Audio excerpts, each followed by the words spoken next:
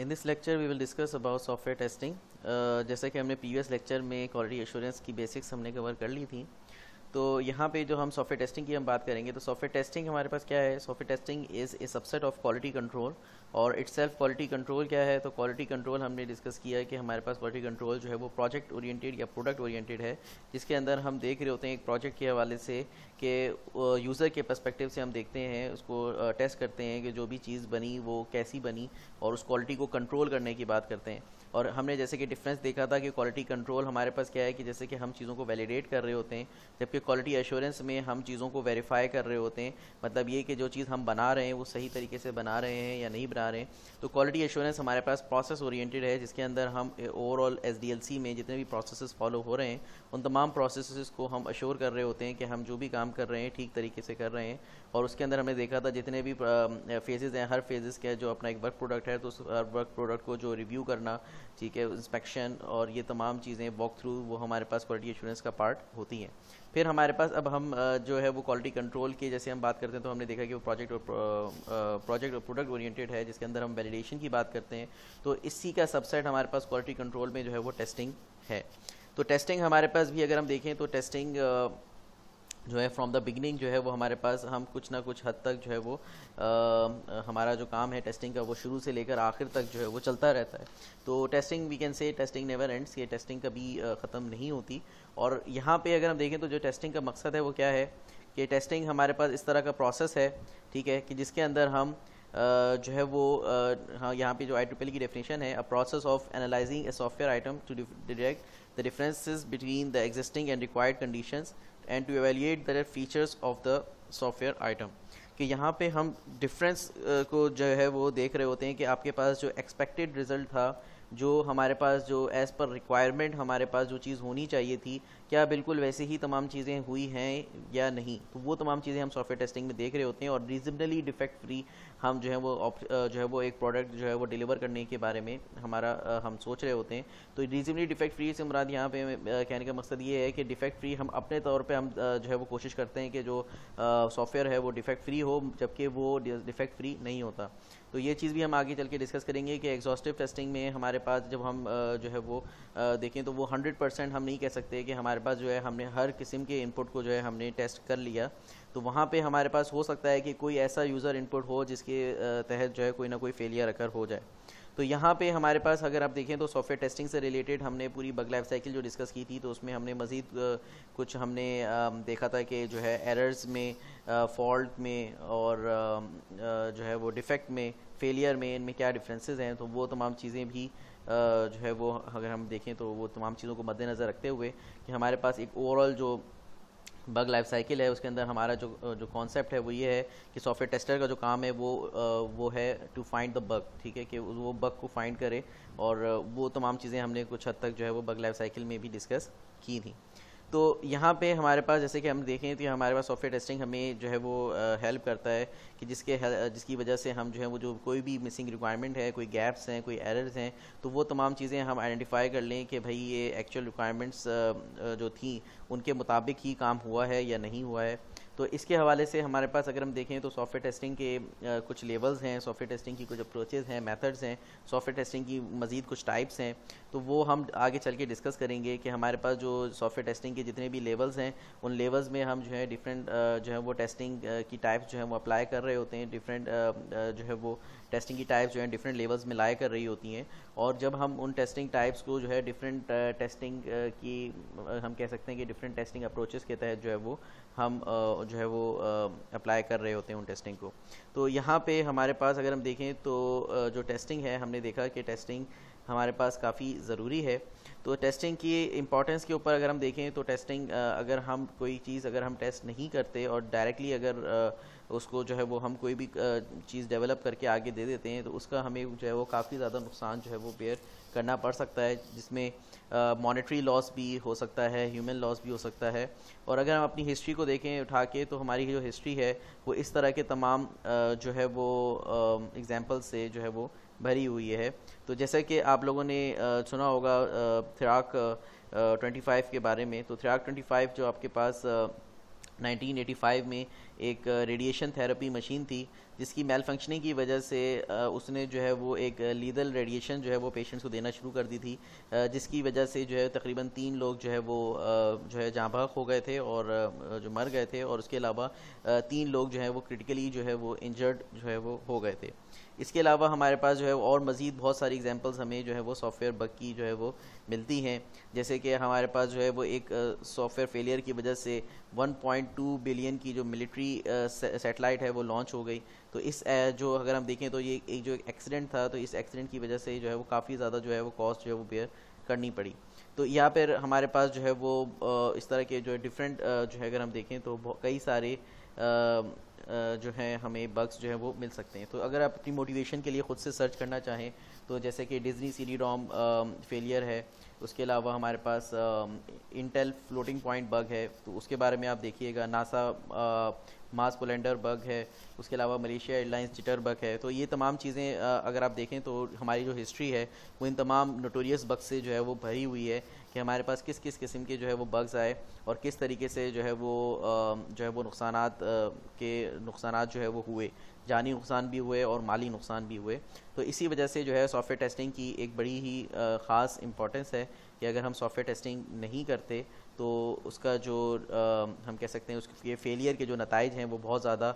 हो सकते हैं। तो जितना क्रिटिकल एप्लीकेशन होगी, जितनी कॉम्प्लेक्सिटी एक प्रोजेक्ट की होगी, उतनी ही ज़्यादा उसमें सॉफ्टवेयर टेस्टिंग की ज़रूरत मौजूद है। तो आगे चल के जैसे हम देखेंगे कि हमारे पास जो डिफरेंट हम अप्रोचेस जो हम इस्तेमाल कर रहे होते हैं, तो जैसे कि हमारे पास या फिर हम डिफरेंट लेवल्स की हम बात करेंगे, डिफरेंट टेस्टिंग टाइप्स की हम बात करेंगे, तो वहाँ पे हमारे पास हम एक चीज़ ये देखेंगे कि हमारे पास जिस तरीके से हम जो टेक्निक्स वगैरह जो हम इस्तेमाल कर रहे होते हैं तो वो वेरी कर सकती हैं एज़ पर प्रोजेक्ट। तो जैसे कि अगर हम देखें कोई एप्लीकेशन ऐसी है जो कि बहुत क्रिटिकल है, तो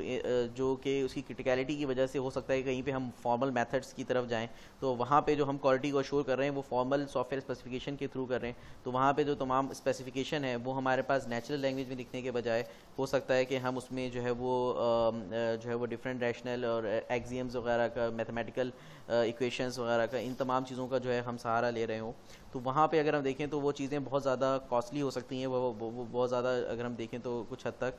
टाइम कंज्यूमिंग है। मगर अगर जो एक नेचर ऑफ प्रोजेक्ट है उसकी जो क्रिटिकलिटी है उसको देखते हुए हम जो है वो फॉर्मल मेथड्स की तरफ भी जा सकते हैं। So if we talk about testing versus debugging, तो टेस्टिंग और डिबगिंग जैसे कि हम पहले भी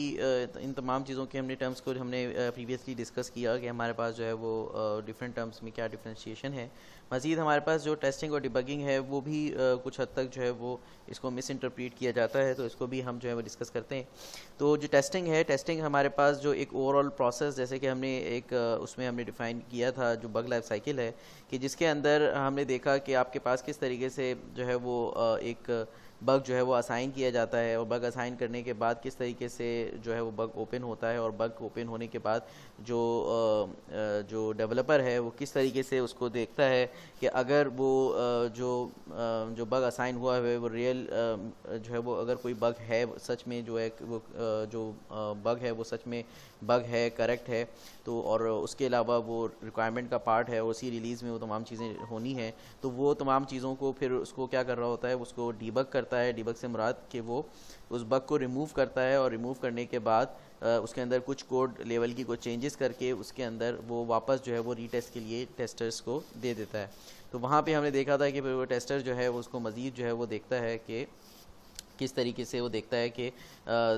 वो जो बग है वो रिमूव हुआ या नहीं हुआ। वो दोबारा से उसमें मज़ीद बग्स जो है वो ढूंढने की कोशिश करता है, जिसके अंदर हो सकता है कि वो जो टेस्ट केसेस उसने बना के रखे हैं उन्हीं टेस्ट केस को वो एग्जीक्यूट दोबारा करके देखे, या कुछ सूरतों में ऐसा भी हो सकता है कि जो कि अच्छी अप्रोच है कि वो जो है वो थोड़े से जो टेस्ट केस में जो इनपुट्स उसने दिए हुए हैं वो डिफरेंट इनपुट्स जो है वो थोड़ा सा चेंज करके उन इनपुट्स को रख के फिर दोबारा से टेस्ट करे, रीटेस्ट करे कि सच में जो बग है वो रिमूव हुआ या नहीं हुआ। तो उसी चीज़ को यहाँ पे अगर हम देखें तो हमारे पास जो डिबगिंग है या टेस्टिंग है, तो testing is a process to find bugs and errors, कि हमारे पास जो बग्स को फाइंड करने का, जो ढूंढने का या एरर्स को फाइंड करने का, कि किस तरीके से हम बग्स को या ऐसी एनॉमलीज़ को हम जो है वो फाइंड करें कि जिसको सॉफ्टवेयर का पार्ट नहीं होना चाहिए, तो ये टेस्टिंग है। डिबगिंग हमारे पास क्या है, डिबगिंग हमारे पास एक इस तरह का प्रोसेस है कि जिसके अंदर अगर बग फाइंड हो जाए तो अब उस जो बग जो फाइंड हुआ है उसको हम रिमूव करने की अगर हम बात करें, उसको अगर हम उस बग को हम करेक्ट कर रहे हैं तो वो हमारे पास डिबगिंग है। तो जैसे कि यहाँ पे हमारे पास एक जो एज अ जोक हमारे पास यहाँ पे डिस्कस किया गया है कि जैसे डिबगिंग है तो being the detective in a crime movie where you are also the murderer, ठीक है। तो यहाँ पे जो डिबगिंग जो जो डेवलपर है या प्रोग्रामर है तो वो अपनी ही गलती को जो है वो अपनी गलती की तलाफ़ी जो है वो यहाँ पे कर रहा होता है। यही बात यहाँ पे कही गई है कि it is a process to give the absolution of to code failure, कि जो कोड फेलियर हुआ है अब उसकी जो करेक्शन है, उसकी जो तलाफ़ी है वो करना जो है वो डिबगिंग है। या फिर हम इन अदर वे कह सकते हैं कि हमारे पास डिबगिंग एक ऐसा प्रोसेस है जिसके अंदर हम बग्स को जो है वो जो फाउंड बग्स होते हैं, जो बग्स जो मिले होते हैं उन बग्स को जो है वो करेक्ट किया जा रहा होता है। अच्छा, दूसरी चीज़ हमारे पास अगर हम देखें तो ये जो हमारे पास जो फेलियर है, फेलियर कहाँ से आया, एक तो ये चीज़ टेस्टिंग जो है वो सिर्फ ये देखेगा कि बग है या नहीं है, और बग है या नहीं है ये टेस्टिंग का जो टेस्टर है वो देख रहा होगा। जबकि डिबगिंग के वक्त डेवलपर ये देखेगा कि अगर ये फेलियर अकर हुआ है तो ये फेलियर का जो रूट कॉज है वो क्या है। तो उस रूट कॉज को आइडेंटिफाई करना भी जो है वो डिबगिंग में आएगा कि हम उस रूट कॉज की तरफ पहुँचें कि अगर ये जो भी बग है, इस बग की जो भी ये जो बग अराइज हो रहा है तो ये बग जो है वो किस वजह से आ रहा है। तो इसकी जो लूप होल्स हैं, जो भी हमारे पास इसकी जो बुनियाद है, जो फाउंडेशन है, जो रूट कॉज है, उस रूट कॉज तक पहुंचना जो है वो डिबगिंग का पार्ट है। जैसे कि जिसके अंदर हम जो है वो डिफरेंट ब्रेक पॉइंट्स लगा के जो है वो अपने जो है वो देख रहे होते हैं कि हमारे पास जो है वो कहाँ जो है वो कहाँ से ये जो है वो बग जो है वो रेस कर रहा है। तो ये तमाम चीज़ें फिर डिबगिंग में आ जाती हैं, मगर उसको हम जो है वो टेस्टिंग नहीं कहेंगे या फिर टेस्टिंग को हम डिबगिंग नहीं कहेंगे, दोनों जो है वो थोड़ी मुख्तलिफ चीज़ें हैं। तो टेस्टिंग जैसे कि हम देखा कि हमने ये टेस्टिंग जो है वो टेस्टर्स कर रहे होते हैं, जबकि डिबगिंग जो है वो नॉर्मली हमारे पास जो है वो प्रोग्रामर्स और डेवलपर्स का काम है कि वो अपनी गलती की तलाफ़ी जो है वो कर रहे होते हैं और साथ ही साथ ये देख रहे होते हैं कि आपके पास जो ये प्रॉब्लम अगर हो रही है, ये जो बग रेज हो रहा है तो ये बग कहाँ से आ रहा है, मज़ीद उसकी रूट कॉज तक पहुँच के उसको जो है ख़त्म करना, वो जो है वो डिबगिंग का पार्ट है, ठीक है। देन हमारे पास there is no need of design knowledge in the testing process. तो हमारे पास अगर हम डिज़ाइन नॉलेज की बात करें तो टेस्टर को इससे कोई गर्ज नहीं है कि उसको डिज़ाइन नॉलेज का पता हो, उसको वो सिर्फ जो है वो देख रहा है कि आपके पास जो एक्चुअल और एक्सपेक्टेड है उसके दरमियान का जो डिफरेंस है वो देख रहा है, रिक्वायरमेंट के पर्सपेक्टिव से देख रहा है, यूज़र के पर्सपेक्टिव से देख रहा है। जबकि जो डिबगर होगा वो उसको डिज़ाइन नॉलेज होना लाजमी ज़रूरी है, वो इस वजह से कि आपके पास जो भी बग रेस कर रहा है तो वो बग हो सकता है कि किसी ना किसी जो है वो जो डिज़ाइन डिसीजन था, डिज़ाइन प्रॉपर था मगर जो है उसको सही तरीके से इम्प्लीमेंट नहीं किया गया। तो वहाँ पे ज़ाहिर है कि डिबगर जो है वो जो डिबगिंग कर रहा है वो उसको जो है वो प्रॉपरली उसको जो है डिज़ाइन नॉलेज जो है होनी चाहिए। देन हमारे पास testing can be done by insider as well outsider. तो टेस्टिंग ज़रूरी नहीं है कि सिर्फ और सिर्फ जो टीम में जो क्वालिटी एश्योरेंस के लोग हैं, जो टेस्टर्स हैं, सिर्फ वही उसको जो है वो टेस्ट कर रहे हों। अदरवाइज़ जो टेस्टिंग है वो जो है वो टीम से बाहर के लोग भी कर रहे होते हैं। नॉर्मली अगर हम देखें तो हम जो है वो जो कस्टमर है उस कस्टमर से भी, या यूज़र है तो यूज़र से भी हम टेस्ट करवा रहे होते हैं। तो यहाँ पे हमारे पास जो टेस्टिंग है सिर्फ और सिर्फ ज़रूरी नहीं है कि जो है वो टीम के विद इन द टीम जो डेवलपमेंट टीम है, विद इन द ऑर्गेनाइजेशन जो है वो टेस्टिंग जो है वो हो रही हो। टेस्टिंग जो है वो आउटसाइड द ऑर्गेनाइजेशन भी हो रही होती है या आउटसाइडर्स भी जो है वो टेस्ट कर रहे होते हैं। अदरवाइज़ डिबगिंग की जब हम बात करेंगे तो डिबगिंग जो है वो हमारे पास इनसाइडर्स कर रहे होते हैं, आउटसाइडर्स जो है वो डिबगिंग नहीं करते। जाहिर सी बात है कि जो क्लाइंट जो डेवलपर ऑर्गेनाइजेशन है उसी के जो लोग हैं वही जो है जो सॉफ्टवेयर डेवलपर्स हैं, जो प्रोग्रामर्स हैं, वही डिबग करते हैं। डिबगिंग का जो पार्ट है वो कभी भी यूज़र या कस्टमर जो है वो डिबगिंग नहीं कर रहा होता, ठीक है। तो टेस्टर हमारे पास जो है उसकी जो जिम्मेदारी है टू फाइंड ए डिफेक्ट, ठीक है, कि किस तरीके से वो डिफेक्ट को फाइंड करे। जबकि डिबगिंग क्या है, डिबगिंग का मकसद ये है कि किस तरीके से हम जो है उसकी रूट कॉज तक पहुँचें, ठीक है। हमें नहीं मालूम कि रूट कॉज कहाँ से है, मगर उसको हम ढूंढें और ढूंढने के बाद हम जो है उसको ख़त्म कर दें, उसको फिक्स कर दें। तो ये चीज़ जो है वो हमारे पास ज़रूरी है। तो अगर हम इसके ऊपर अगर हम देखें तो किस तरीके से जो है वो सिंगल वर्ड जो बग है उसको डिफरेंट लोग जो है रिएक्ट कर रहे होते हैं। तो टेस्टर्स के लिए ये चीज़ अच्छी है कि ज़ाहिर है कि वो बग को जितने ज़्यादा बग्स जो है वो आइडेंटिफाई करेंगे तो उसका मतलब वो अपना काम अच्छे से कर रहे हैं। और डेवलपर्स के लिए ये किस तरीके से वो आपको यहाँ पे दिख रही है, तो ये सिर्फ एज अ जोक थी। नेक्स्ट हम डिस्कस करते हैं test case versus test scenario. Before discussing test case and test scenario, we should know that software testing is a formal process. तो यहाँ पे अगर हम देखें तो सॉफ्टवेयर टेस्टिंग जो है वो सिर्फ और सिर्फ एडहॉक वे में जो है टेस्टिंग का नाम नहीं है कि हम जो है वो हिट एंड ट्रायल कर रहे हों। जबकि टेस्ट केस के यहाँ पे जो टेस्टिंग है, टेस्टिंग के अंदर हमारे पास बहुत हद तक जो है फॉर्मल डॉक्यूमेंटेशन भी की जा रही होती है, टेस्ट डॉक्यूमेंटेशन भी होती हैं साथ साथ। तो यहाँ पे जो है हमारे पास किस तरीके से हम उन डॉक्यूमेंट से फ़ायदा लेते हैं और वो फॉर्मल किस तरीके से डॉक्यूमेंटेशन हो रही होती है, तो उसके हवाले से हम जो है सिंपली सिर्फ टेस्ट केस डॉक्यूमेंटेशन या टेस्ट सिनेरियोज़ की हम जो है वो बात करेंगे। इसके अलावा भी हमारे पास बहुत सारी टेस्ट डॉक्यूमेंटेशन जो है वो हो रही होती हैं depending on the criticality of the project, या फिर हम कह सकते हैं depending on the standard of the organisation and so on. तो यहाँ पे लेट्स सपोज हमारे पास टेस्ट पॉलिसी डॉक्यूमेंट हो सकता है, तो ये इस तरह का हाई लेवल डॉक्यूमेंट हो सकता है जिसके अंदर जो है वो तमाम प्रिंसिपल्स, मेथड्स या जो भी इंपॉर्टेंट गोल्स हैं टेस्टिंग से रिलेटेड ऑर्गेनाइजेशन के, वो उसमें लिखे गए हों। टेस्टिंग स्ट्रेटजी का एक डॉक्यूमेंट हो सकता है जिसके अंदर हम जो है वो डिफरेंट जो टेस्टिंग टाइप्स हैं और वो तमाम टेस्टिंग टाइप जो एग्जीक्यूट होनी है ख़ास प्रोजेक्ट के लिए, उसके लिए क्या स्ट्रेटजीज़ हैं, वो तमाम चीज़ें जो हैं वो हम टेस्ट स्ट्रेटजी डॉक्यूमेंटेशन में हम लिखें। या फिर एक कंप्लीट टेस्ट प्लान डॉक्यूमेंट होता है जिसके अंदर तमाम जो है वो डिटेल्स लिखी गई होती हैं, जिसके अंदर तमाम स्कोप के हवाले से, अप्रोचेस के हवाले से, रिसोर्सेज, कैजुअल एक्सेट्रा जितनी भी टेस्टिंग एक्टिविटीज़ हैं उसके हवाले से एक पूरा टेस्ट प्लान जो है वो बनता है। तो वो एक इस तरह की डॉक्यूमेंटेशन है। उसके अलावा रिक्वायरमेंट ट्रेसेबिलिटी मैट्रिक्स है जिसके अंदर हम जो है रिक्वायरमेंट को ट्रेस कर रहे होते हैं टेस्ट केसेस से, या टेस्ट केसेस को मैप कर रहे होते हैं रिक्वायरमेंट से, या फिर वाइस वर्सा जिसके अंदर हमारे पास जो है वो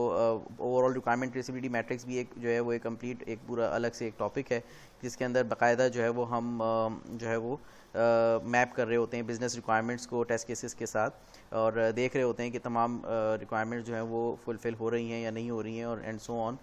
टेस्ट सिनेरियो की अगर हम बात करें तो टेस्ट सिनेरियो में हमारे पास ये चेक किया जा रहा होता है जो एक बेसिक जो फंक्शनैलिटीज़ हैं, जो ओवरऑल फंक्शनैलिटी है या ख़ास इवेंट्स जो हैं वो सॉफ्टवेयर सिस्टम के, वो हम टेस्ट कर रहे होते हैं बाय वेरीफाइंग वन और मोर टेस्ट केसेस। तो हमारे पास टेस्ट केसेस की बदौलत जो है हम कुछ इवेंट्स को जो टेस्ट कर रहे होते हैं वो हमारे पास टेस्ट सिनेरियोज़ हैं। तो टेस्ट सिनेरियोज़ अगर हम देखें तो एक ओवरऑल हाई लेवल पिक्चर हमें पेश कर रहे होते हैं, और मज़ीद टेस्ट केसेस जो हैं वो टेस्ट केसेस, फिर एक टेस्ट केस का जो डॉक्यूमेंट है उसके अंदर हमारे पास जो है वो different group of input values होती हैं, स्टेप्स होते हैं डिफरेंट, तो उनको हम देखते हैं। उसके अलावा एग्जीक्यूशन प्री कंडीशंस होती हैं, एक्सपेक्टेड एग्जीक्यूशन पोस्ट कंडीशंस होती हैं, और रिजल्ट्स होते हैं जिसके अंदर हम बाकायदा चेक कर रहे होते हैं कि एक्सपेक्टेड रिजल्ट क्या है और एक्चुअल रिजल्ट क्या है। तो यहाँ पे हमारे पास जो है वो जो टेस्ट केसेस हैं वो टेस्ट सिनेरियोज़ के लिए डेवलप किए जा रहे होते हैं, और टेस्ट सिनेरियो जो है वो टेस्ट सिनेरियो को हम जो है वो टेस्ट कर रहे होते हैं या फिर हम वेरीफाई कर रहे होते हैं किसी भी फंक्शनैलिटी को या इवेंट को with the help of test cases. मज़ीद हमारे पास अगर हम देखें तो टेस्ट केसेस के लिए हमें टेस्ट डाटा की ज़रूरत पड़ती है। तो टेस्ट डाटा हमारे पास हम कैसे टेस्ट डाटा हम अचीव करते हैं, टेस्ट डाटा भी ये अगेन ये एक बड़ा एक अलग से टॉपिक है। तो हमारे पास जो है टेस्ट डाटा की हमें ज़रूरत पड़ती है जिसको हम एग्जीक्यूट जिसको हमें एग्जीक्यूट करना होता है टेस्ट केसेस में। तो टेस्ट केसेस को एग्जीक्यूट करने के लिए हमें टेस्ट डाटा की ज़रूरत है। तो उसके अलावा अगर हम देखें तो हमारे पास डिफेक्ट रिपोर्ट का एक डॉक्यूमेंट है, डिफेक्ट रिपोर्ट जिसके अंदर जिसको हमने बग लाइफ साइकिल में जैसे हमने डिस्कस किया था कि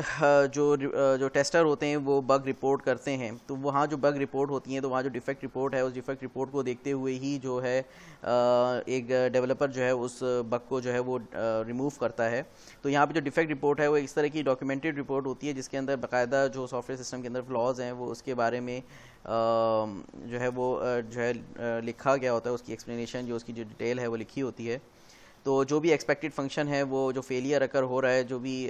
कंडीशन है फेलियर कंडीशन, उसके हवाले से जो भी फॉल्ट है उसके हवाले से जो है वो तमाम डिफेक्ट रिपोर्ट में जो है तमाम डिटेल जो है वो लिखी जाती है। उसके अलावा जो टेस्ट समरी रिपोर्ट है, टेस्ट समरी रिपोर्ट के अंदर जो है एक ये हाई लेवल डॉक्यूमेंट होता है जिसके अंदर हम तमाम जो टेस्टिंग एक्टिविटीज़ हमने कंडक्ट की उनका क्या रिज़ल्ट आया उसको हम समराइज वे में लिख रहे होते हैं। तो यहाँ पे अगर हमने देखा कि हमारे पास जो है वो कई सारी टेस्ट डॉक्यूमेंटेशंस जो है वो हो रही होती हैं, और सिंपली इसका अगर हम देखें तो इसका जो मकसद है वो ये है कि हम जो है वो तमाम चीज़ों में एक फॉर्मल तरीके से हम तमाम चीज़ों को जब हम फॉलो करेंगे तो उसमें जो गलती के चांसेस हैं, जो रिस्क है, तो रिस्क हम जो है वो यहाँ पे रिड्यूस कर रहे होते हैं। और यहाँ पे जो अगर हम देखें तो बेशक ये टाइम कंज्यूमिंग हो सकता है, मगर ये जो है बहुत ज़्यादा फ्रूटफुल हो सकता है इन द लॉन्ग रन। तो यहाँ पे जैसे कि हम एग्जांपल के तौर पे यहाँ पे हमारे पास मौजूद है test scenario 1, check the search functionality, check the payment functionality and check the login functionality. तो ये अगर आप देखें तो ये सिंपली एक जो आपका टेस्ट सिनेरियो 1 है, चेक द सर्च फंक्शनैलिटी। अब एक सर्च फंक्शनैलिटी के लिए मज़ीद जो है वो एक या एक से ज़्यादा टेस्ट केसेस होंगे। जैसे कि टेस्ट सिनेरियो 2 है, चेक द पेमेंट्स फंक्शनैलिटी, तो यहाँ पे इसके लिए एक या एक से ज़्यादा टेस्ट केसेस होंगे। उसी तरीके से जो तीसरा है जो चेक द लॉगिन फंक्शनैलिटी, तो उसके लिए भी हमारे पास एक या एक से ज़्यादा जो है वो टेस्ट केसेस जो हैं वो लिखे जा रहे होंगे। तो जैसा कि हम देख सकते हैं कि यहाँ पे चेक द लॉगिन फंक्शनैलिटी है, तो इस लॉगिन फंक्शनैलिटी के लिए अगर हम देखें तो यहाँ पे जो टेस्ट केसेस लिखे गए हैं, check system behaviour when valid email ID and password is entered, then check system behaviour when invalid email ID and valid password is entered. तो ये जितने भी हमारे पास जो है वो टेस्ट केसेस हैं, इन टेस्ट केसेस के हवाले से फिर हम देखेंगे बाकायदा जो टेस्ट केस डॉक्यूमेंट है उसका एक पूरा फॉर्मेट है, तो उस फॉर्मेट के हवाले से हम जो है वो तमाम जो स्टेप्स हैं और तमाम चीज़ें वो हम फॉलो कर रहे होंगे। तो ये अगर हम देखें तो सिंपली लॉग इन फंक्शनैलिटी के लिए इतने सारे टेस्ट केसेस होंगे, और उनके लिए जो है वो फिर इनके जो एक्सपेक्टेड रिजल्ट है और एक्चुअल रिजल्ट है वो जो है तमाम चीज़ें लिखी जाएंगी। When valid email ID and invalid password is entered, check behaviour when invalid email ID and invalid password is entered, so on. तो ये सिंपली हमारे पास अगर हम देखें तो ये सिंपली एक लॉगिन फंक्शनैलिटी के लिए है। इसी तरीके से हमारे पास जो है वो मल्टीपल सिनेरियोज जो है वो हो सकते हैं। तो जैसे कि हमारे पास अगर हम एक टेस्ट सिनेरियोज देखें एक बैंकिंग साइट के लिए, तो एक सिनेरियो हो सकता है check the login and authentic functionality, और इसके अंदर जो है वो मजीद इसके टेस्ट केसेस होंगे। फिर एक टेस्ट सिनेरियो हो सकता है check money transfer can be done, फिर उसके अपने टेस्ट केसेस होंगे। फिर check account statement can be reviewed, फिर उसके अपने टेस्ट केसेस होंगे। उस तरह से टेस्ट सिनेरियो हो सकता है चेक फिक्स डिपॉजिट और recurring deposit can be created and so on. तो इस तरीके से हमारे पास जो है वो मल्टीपल जो है वो सिनेरियोज हो सकते हैं। और ये जितने भी सिनेरियोज हैं तो इसके लिए अगर हम देखें तो ये तमाम जो सिनेरियोज़ हैं वो हम देख रहे होते हैं कि जो भी रिक्वायरमेंट्स डॉक्यूमेंट है, जैसे कि बिजनेस रिक्वायरमेंट डॉक्यूमेंट है, सॉफ्टवेयर रिक्वायरमेंट स्पेसिफिकेशन डॉक्यूमेंट है, फंक्शनल रिक्वायरमेंट स्पेसिफिकेशन है, तो उन तमाम चीज़ों को देखते हुए हम जो है वो टेस्ट सिनेरियोज़ जो है वो डेवलप कर रहे होते हैं। या फिर हमारे पास जो भी यूज़ केसेस वगैरह, उन तमाम चीज़ों को देखते हुए यूज़र सिनेरियोज़ जो हैं वो ये टेस्ट सिनेरियोज़ जो हैं वो बनाए जा रहे होते हैं। फिर यहाँ पे हमारे पास हम हर रिक्वायरमेंट के हवाले से जो है वो जो यूज़र के एक्शंस होंगे, क्या क्या यूज़र एक्शंस परफॉर्म कर सकता है, उसके क्या ऑब्जेक्टिव्स होंगे, उन तमाम चीज़ों को जहन में रखते हुए हम जो है वो एक हाई लेवल जो है वो सिनेरियोज़ जो है वो डेवलप कर रहे होते हैं। फिर उसके अलावा हमारे पास जो है वो जितने भी रिक्वायरमेंट्स डॉक्यूमेंट है उनको रीड करने के बाद हमारे पास जो एक प्रॉपर एनालिसिस के बाद जो टेस्ट सिनेरियोज, जैसे कि हमने देखा कि हर फीचर के लिए, सॉफ्टवेयर के हर फीचर के लिए हम जो है वो जब डेवलप कर लेते हैं उसके बाद फिर हमारे पास जो है वो ट्रेसेबिलिटी मैट्रिक्स बनता है, जिसके अंदर हम जो है वो देखते हैं कि कहीं पे कोई रिक्वायरमेंट के अगेंस्ट जो है वो कहीं सिनेरियो जो है वो मिस ना हो गया हो। फिर ये जो सिनेरियोज़ हैं लेटर वो जो है वो रिव्यू किए जाते हैं बाय एनी सुपरवाइज़र, और जो दूसरे जो स्टेक होल्डर्स हैं इन दैट प्रोजेक्ट वो भी जो है वो इसको मज़ीद रिव्यू कर सकते हैं कि जो टेस्ट सिनेरियोज़ हैं उनमें कोई रिक्वायरमेंट जो है वो मिस ना हो गई हो। तो मज़ीद अगर हम देखें तो टेस्ट केसेस के लिए फिर हमें जो है वो टेस्ट डाटा की ज़रूरत होती है। तो यहाँ पे जैसे कि हमने देखा कि टेस्ट केसेस जो हैं वो कोई ना कोई फंक्शनैलिटी को या फिर किसी फीचर को या फिर हम कह सकते हैं किसी सिनेरियोज़ को वेरीफाई करने के लिए होते हैं। तो टेस्ट केस में अगर हम देखें तो यहाँ पे हमारे पास मज़ीद अगर हम जो अभी एक फॉर्मेट हम देखेंगे तो उसके अंदर हम देखेंगे कि टेस्ट केसेस के हम पहले जो भी टेस्ट केसेस हैं उनको हम जो है उनकी डिस्क्रिप्शन लिखते हैं। उनकी डिस्क्रिप्शन लिखने के बाद हमारे पास एक टेस्ट डाटा उसके साथ हमें अवेलेबल होता है, या फिर हम टेस्ट डाटा जो है वो एक्सट्रैक्ट करते हैं। तो वो टेस्ट डाटा जैसे कि हमारे पास अगर हम ईमेल और आईडी पासवर्ड की बात करें तो ईमेल है तो ईमेल क्या होगा, पासवर्ड क्या होंगे, तो जिनको हमें चेक करना है। उसके अलावा मज़ीद उसके अंदर जो स्टेप्स इन्वॉल्व हैं जैसे कि गो टू साइट abc.com जो या जो भी जो वेबसाइट है, फिर enter user ID, enter password, click submit, तो बाकायदा जो कि बहुत ज़्यादा मीनिंगफुल हो इस तरीके से हम जो है वो टेस्ट स्टेप्स लिख रहे होंगे। मज़ीद फिर हम जो है इसके अंदर प्री कंडीशंस, पोस्ट कंडीशंस जो है वो ऑल्टरनेट फ्लोज और केसेस को भी हम वाज़ेह जो है वो कर सकते हैं। तो टेस्ट केसेस लिखते हुए हमें इस चीज़ को ख्याल में रखना है कि टेस्ट केसेस जो हैं वो बहुत ज़्यादा जो है वो सिंपल और ट्रांसपेरेंट वे में लिखे जाएँ कि उसको जो है वो ईज़िली पढ़ के जो है एग्जीक्यूट किया जा सकता हो, और एंड यूज़र को जो है वो माइंड में रखा जाए कि आप एक जो एंड यूज़र है वो किस किस किस्म के जो है इनपुट दे सकता है, जो पॉजिटिव इनपुट्स हैं या नेगेटिवली जो है वो जो चीज़ हम देखें कि अगर एक यूज़र के पर्सपेक्टिव से अगर हम देखें तो क्या क्या किस किस किस्म के जो है वो इनपुट्स जो है वो दिए जा सकते हैं। और उसके अलावा जो टेस्ट केस की रिपीटिशंस हैं उनको अवॉइड किया जाए कि एक टेस्ट केस अगर एक बात अगर हो चुकी है तो वो बात जो है दोबारा से ना हो। मज़ीद हमारे पास जो टेस्ट केसेस हैं उसको देखते हुए हमें ये देखना है कि तमाम जो रिक्वायरमेंट्स हैं वो कवर हो रही हों और खुद से हम किसी अजम्पशंस के ऊपर काम ना करें। बाकायदा हमें तमाम रिक्वायरमेंट्स के ऊपर हम देखें कि हर रिक्वायरमेंट के अगेंस्ट जो है वो टेस्ट केसेस अवेलेबल होने चाहिए। तो हमारा जो अगर हम देखें तो जो हमारा गोल होना चाहिए वो ये कि हम जो है वो 100% कवरेज जो है वो इंश्योर करें with the help of traceability matrix. तो हमारे पास जैसे कि मज़ीद जो टेस्ट केसेस हैं वो ट्रेसेबल होनी चाहिए, आइडेंटिफाइबल होनी चाहिए, उनको हम कोई ना कोई आईडी वगैरह जो है वो असाइन करें, टेस्ट केस आईडी असाइन करें। मज़ीद हमारे पास जो है वो जो टेस्ट केसेस हैं उनके लिए जो है वो डिफरेंट टेस्टिंग टेक्निक्स जो है वो अप्लाई की जा सकती हैं, जो कि हम आगे चल के फर्दर इनके बारे ऊपर बात करेंगे। जैसे कि बाउंड्री वैल्यू एनालिसिस है, ठीक है, तो जिसके अंदर हम एक स्पेसिफाइड रेंज की जो बाउंड्रीज़ हैं उन बाउंड्रीज़ को हम चेक कर रहे होते हैं, क्योंकि बाउंड्रीज़ में जो वैल्यूज़ आ रही हैं उनको हम खास तौर पे चेक करते हैं। इक्वलेंस पार्टीशनिंग है जिसके अंदर हम वैलिड और इनवैलिड इनपुट्स की जो है वो पार्टीशंस बना लेते हैं। स्ट्रेन ट्रांजिशन टेक्निक है कि हमारे पास कौन से इनपुट्स पे जो है वो किस तरीके से जो है वो डिफरेंट स्टेट्स जो है वो चेंज हो सकती हैं, तो वो, या फिर हमारे पास जो एरर गेसिंग टेक्निक है कि जो कि हमारे पास जो एक कह सकते हैं कि it's not a formal method, मगर ये कि जो एक एक्सपीरियंस के बिहाफ पे जो है हम अंदाजे के तौर पे जो है वो यहाँ पे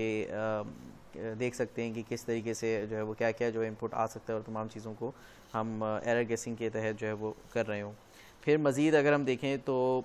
हमें मज़ीद यहाँ पे जो चीज़ है कि हम जितने भी टेस्ट केसेस हैं उनको पीयर रिव्यू करवा लें, ठीक है, तो उसके अंदर कोई मज़ीद जो है वो डिफेक्ट्स जो है वो मौजूद ना हो, कोई इसके अंदर कमी या कोई गैप जो है वो मौजूद ना हो। सो टेस्ट केसेस, टेस्ट एनालिसिस की अगर हम देखें बात करें तो टेस्ट एनालिसिस हमारे पास इस तरह का प्रोसेस है जिसकी मदद से हम जो है वो टेस्ट केसेस जो है वो डेवलप कर रहे होते हैं। तो टेस्ट एनालिसिस में हम जो है वो जो भी टेस्ट आर्टिफैक्ट्स के बारे में हमने डिस्कस किया था तो उनमें हम जो है वो उनको प्रॉपर्ली एनालाइज कर रहे होते हैं। तो इसी तरीके से हमारे पास ये टेस्ट बेसिस भी कहलाता है कि जैसे कि हमारे पास सॉफ्टवेयर रिक्वायरमेंट स्पेसिफिकेशन है, बिजनेस रिक्वायरमेंट स्पेसिफिकेशन है, फंक्शनल डिज़ाइन डॉक्यूमेंट्स हैं, तो ये सारी जो है वो सोर्सेज होती हैं जिनकी सोर्सेज की मदद से हम जो हैं वो जो कि हमें हेल्पफुल साबित होती हैं टेस्ट कंडीशंस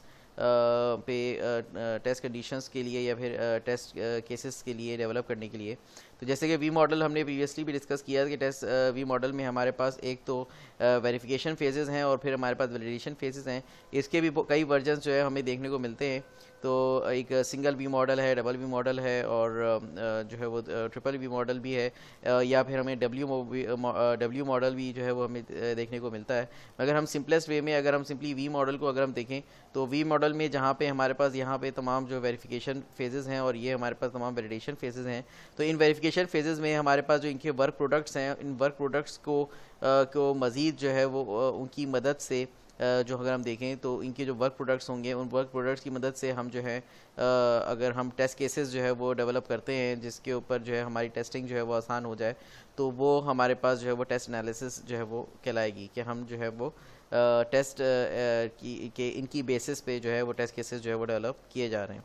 मज़ीद जैसे कि टेस्ट केसेस के बारे में अगर हम देखें तो अगर कोई एक टेस्ट केस है, लेट सपोज कि अगर कोई भी हमारे पास सिनेरियो है, let suppose adding the search functionality to an e commerce store, तो यहाँ पे हम जो है वो इसके हवाले से search functionality to an e commerce store, तो हम यहाँ पे डॉक्यूमेंटेशन को देखेंगे और डॉक्यूमेंटेशन के हिसाब से देखेंगे कि हमारे पास किस तरीके के टेस्ट केसेस हमें देने हैं, कि जो हमारे पास कौन से जो है वो हमारे पास नेगेटिव टेस्टिंग भी हमें करनी है और पॉजिटिव टेस्टिंग जो है इनके बिहाफ पे हम कर रहे होंगे। या तो हो सकता है कि हम जो है वो कीवर्ड्स जो सर्च रिज़ल्ट है उसके अंदर जो है वो कुछ भी एंटर ना करें, और हो सकता है कि जो हमें टेस्ट डाटा मिला है उस टेस्ट डाटा के हिसाब से हम जो है वो सर्च रिज़ल्ट जो है वो एंटर करें, या कोई भी जो भी अगर हम देखें तो वो तमाम चीज़ें जो हमारे पास जो भी क्लाइंट की तरफ से जो रिक्वायरमेंट दी गई है उसके हिसाब से उसको टेस्ट बेसिस की बिहाफ पे हम जो है वो टेस्ट कंडीशंस में इनको कन्वर्ट करें और टेस्ट केसेस जो है वो लिखें। तो ये जो अगर हम वी मॉडल देख रहे हैं तो इसमें जितने भी फेजेस हैं उन हर फेजेस के जो भी वर्क प्रोडक्ट्स हैं उनकी स्टडी करके उनको एनालिसिस करके ही हम जो है वो मज़ीद जो है वो टेस्ट केसेस जो है वो डेवलप करते हैं। रिक्वायरमेंट ट्रेसिबिलिटी मैट्रिक्स, तो ये जो ट्रेसिबिलिटी मैट्रिक्स डॉक्यूमेंट है इसके लिए अगर हम देखें तो इसमें हम दो चीज़ों का जो रिलेशनशिप है उसके ऊपर हम काम कर रहे होते हैं कि लेट सपोज हमारे पास जो रिक्वायरमेंट्स हैं वो और जो हमारे पास टेस्ट केसेस है, तो हमारे पास जो फाइनल टेस्ट केसेस हैं और जो हमारे पास जो फाइनल रिक्वायरमेंट्स थी उनके रिलेशनशिप को हम जो है वो ट्रेस कर रहे होते हैं with the help of requirement traceability matrix document. तो इसके अंदर जो मकसद होता है वो मकसद हमारा ये ट्रेस करना होता है या ये मैप करना होता है कि कहीं पे कोई जो फंक्शनैलिटी है वो अनचेक ना रह जाए ड्यूरिंग दी सॉफ्टवेयर टेस्टिंग। तो उसके लिए हम रिक्वायरमेंट ट्रेसिबिलिटी मैट्रिक्स का सहारा लेते हैं। दूसरा एक अहम इम्पॉर्टेंस जो है इसकी ये है कि एक तो डिफेक्ट फ्री सॉफ्टवेयर हो, दूसरा ये कि हमारे पास जो रिक्वायरमेंट ट्रेसिबिलिटी मैट्रिक्स है उसके तहत अगर कभी हमारे पास लेट सपोज कोई चेंज अगर होता है तो वहाँ पे हम इजीली जो है रिक्वायरमेंट्स को ट्रेस कर सकें। तो हमारे पास जो है यहाँ पे डिफरेंट आईडीज़ हैं, तो हमें पता जैसे ही कोई रिक्वायरमेंट चेंज होती है तो हम डायरेक्टली उस आईडी पे जाके देख सकते हैं कि उसके अगेंस्ट जो है वो कौन कौन से टेस्ट केसेस जो है वो रन होने हैं। तो यहाँ पे रिक्वायरमेंट ट्रेसिबिलिटी मैट्रिक्स में हमारे पास बुनियादी 3 चीज़ें जो है वो लाजमी होंगी, जैसे कि requirement ID, requirement type and description और टेस्ट केसेस स्टेटस। तो जैसे कि हम यहाँ पे देख सकते हैं कि हमारे पास रिक्वायरमेंट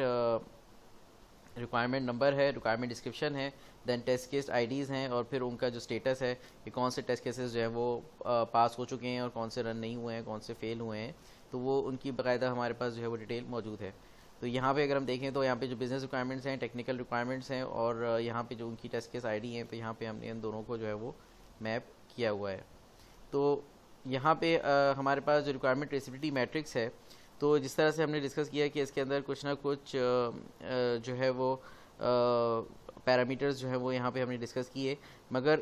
यही पैरामीटर्स अगर हम देखें तो वो प्रोजेक्ट की कॉम्प्लेक्सिटी को देखते हुए ये पैरामीटर्स जो है वो बढ़ सकते हैं। तो जैसे कि हमारे पास यहाँ पे अगर हम देखें तो यहाँ पे हमारे पास कुछ ज़्यादा पैरामीटर्स मौजूद हैं, जहाँ पे requirement ID, requirement description, test case ID, test case description, test design,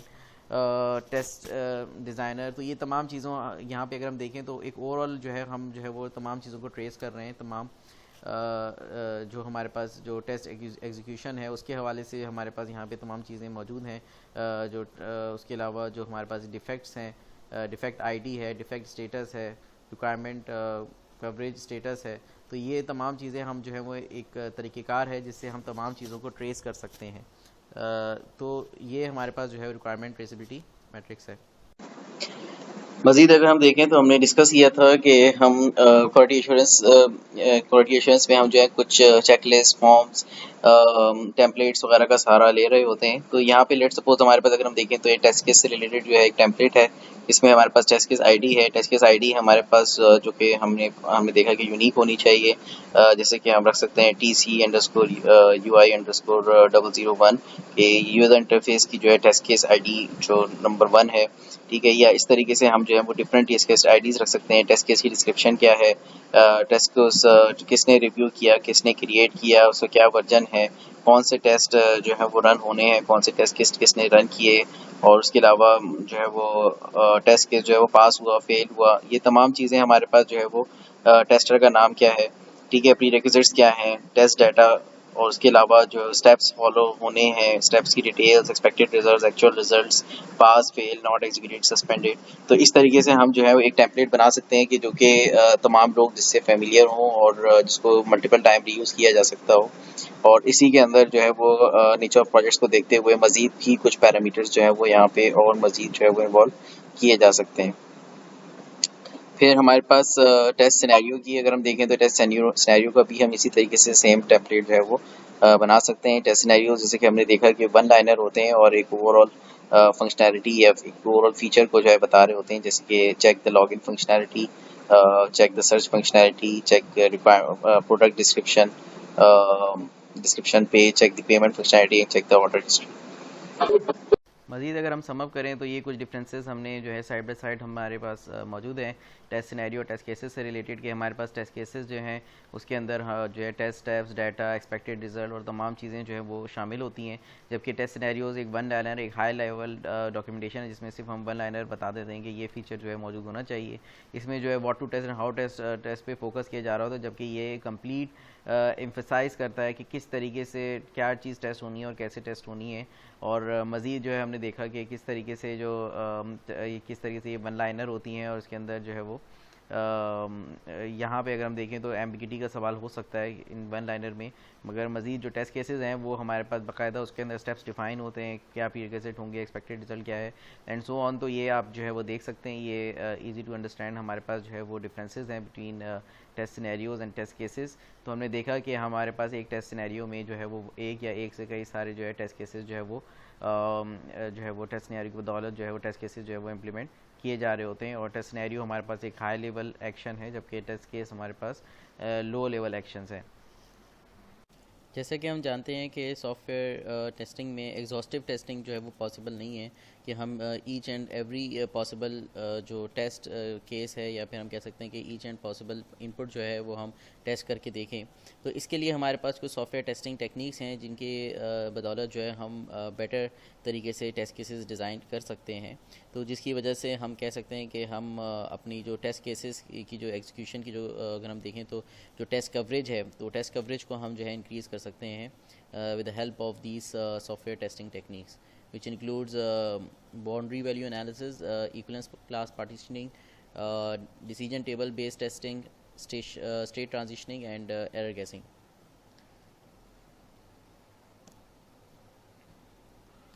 तो बाउंड्री वैल्यू एनालिसिस में जैसे कि हमारे पास जो लार्ज नंबर ऑफ़ इनपुट्स हैं तो उसमें हम एक बाउंड्री सेट कर देते हैं। लेट सपोज़ हमारे पास जो इनपुट कंडीशंस हैं वो हमें मालूम है कि